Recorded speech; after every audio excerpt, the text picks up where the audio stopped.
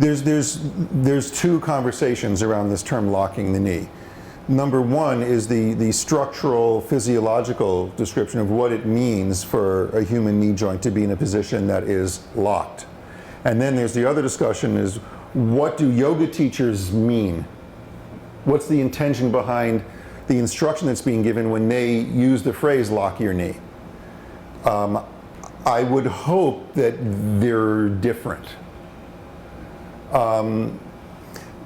First of all, not every person is capable of bringing their knee into that fully extended position that we would consider to be locked. All right. But for most people, there is a position of the knee joint in standing, in weight bearing, which essentially allows these two bones to remain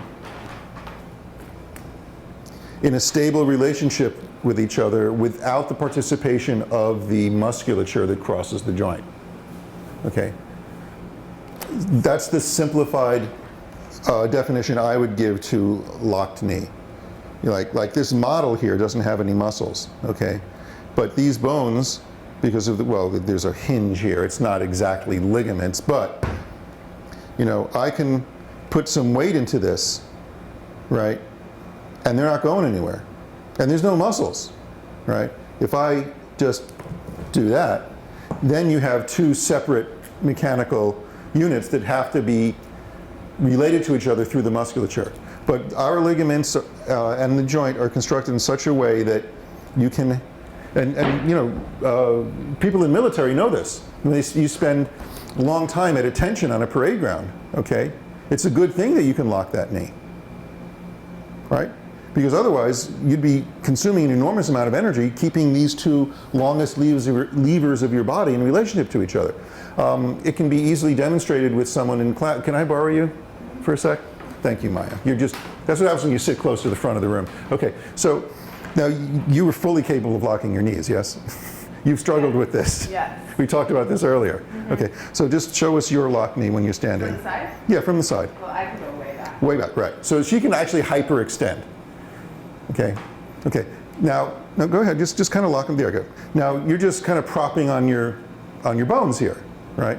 So it's your bones and the connective tissue that holds them together that is providing the stability, all right?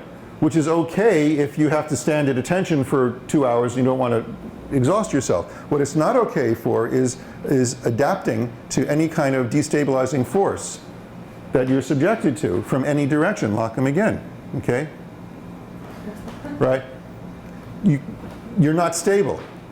You would have to unlock that joint in order to absorb any kind of destabilizing force. So now hold your knee slightly unlocked. Okay.